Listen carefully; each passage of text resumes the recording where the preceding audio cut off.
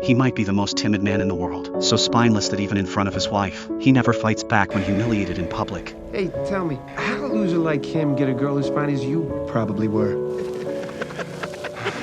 Bye, Dan. Even when he's pushed to his limit and reveals his true identity, all he gets is cruel mockery from his own kids.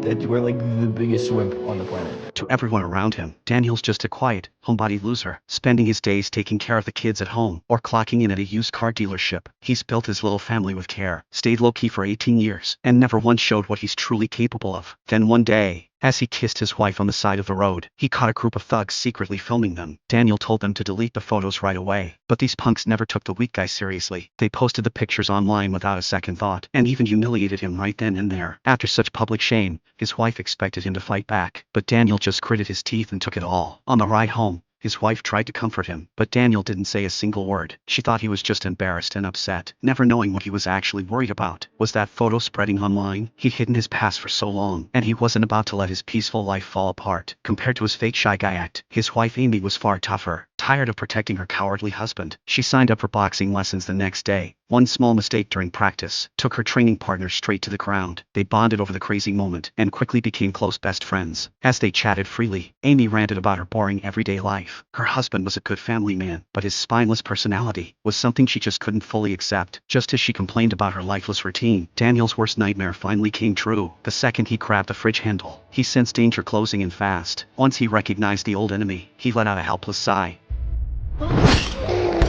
Shit. Really? Even after years in hiding, holding his child in his arms, the deadly fighting skills burned into his bones still helped him win the fight.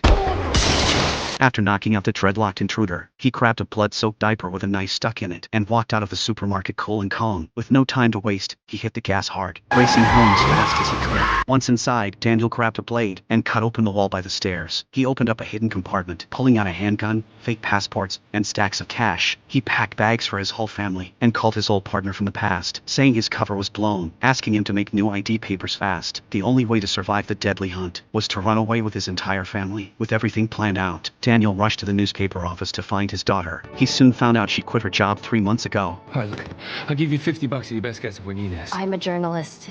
I don't give people up. 100. Try under the bleachers. That's what I thought.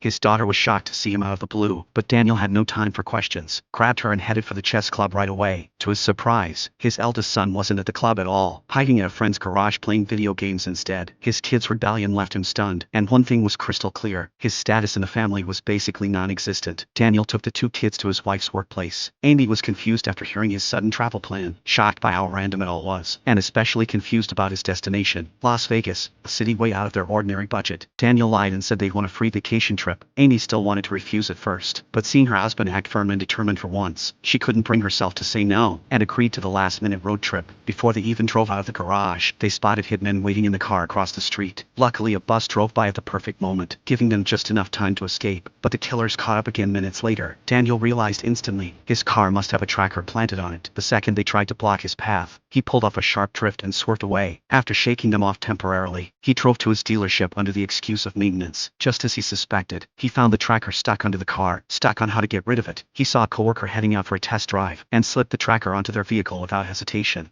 Cars are like chicks, man. Yes, right. Get her on the freeway. You open her up and you get a ticket, it's on me. Oh, I got him. He's on the move. He's heading west.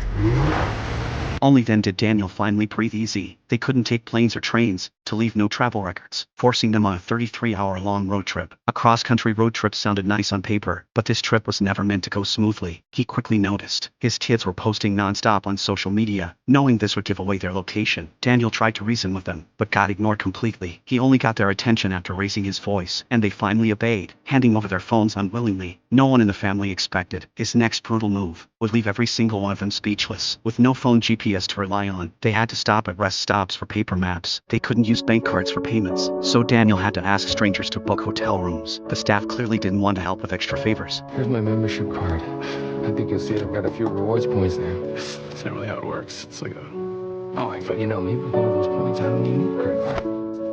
do you think, Levon? Are we good? How many points do we have?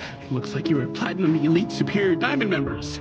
And I would love to help you today. But cold hard cash quickly changed their attitude. Amy forgot all their earlier troubles, relieved by the free upgrades and perks. With no cell service or credit card transactions, the crime boss had no clues to follow, and led his men straight to Daniel's empty house. They searched every corner, but left with zero leads. Night fell fast, as Daniel checked into their next hotel. Outside the lobby, his son caught a young girl's attention, all because of his amazing gaming skills. The cute fan asked for a picture together, and the teen had no reason to say no. Daniel walked out just in time to see the scene. Their hotel stay was now compromised. They had to leave town right away. He lied about no available rooms left, and got his family back on the highway overnight. Just as he predicted, passing under an overpass, he spotted several suspicious figures lurking nearby. Their location was fully exposed, and a brutal fight was now inevitable. Exhausted from the long drive, his family were all fast asleep. Daniel synced their headphones to the car speakers, and cranked the volume up slowly, to keep the noise down for his family. He quietly attached a silencer to his pistol. As the motorcycle gang closed in, he swerved into the opposite lane. Glancing at his sleeping wife and kids, he fully locked into fight mode.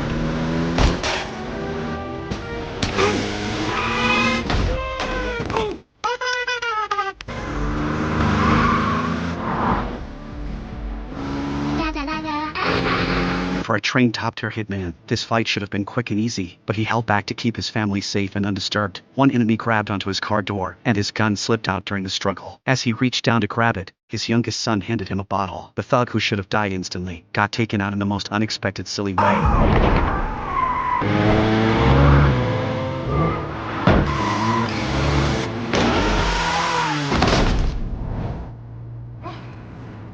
What was that? Hey, honey. There's a little bit of a pothole there.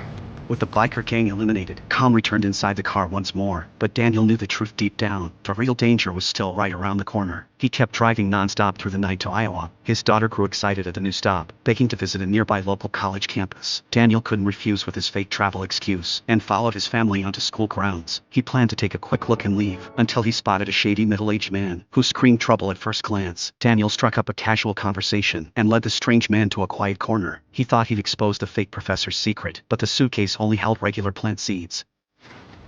Oh, shit. Daniel rushed into the campus lab, leaving the gold chain-wearing botany professor stuck kneeling on the ground with his hands up. A bald hitman stepped inside to investigate, moving forward slowly and carefully, until a glass bottle smashed right into his face. Daniel snatched his gun in one quick move, and threw himself into a brutal hand-to-hand fight. This bald assassin was far deadlier than every enemy they faced before. Rusty from years of peace, Daniel took heavy blows, but his elite assassin training kicked in fast. He seized an opening and tossed the man aside, knocking him out cold in one clean hit. With the main crew still far behind, Daniel tried to rush his family off campus, only to realize his daughter was missing. The real reason she insisted on visiting this college was to surprise her long-distance boyfriend, but the guy was clearly busy with someone else, making out with another girl right in front of her. Oh my God! You're cheating on me. Monogamy is just a construct of our Western repressive civilization. Seeing his daughter heartbroken and crying, Daniel's heart ached for her. Instead of fighting the guy himself, he taught his daughter a deadly ancient fighting technique, a secret martial art from the East that only needs precise pressure points to leave anyone in unbearable pain.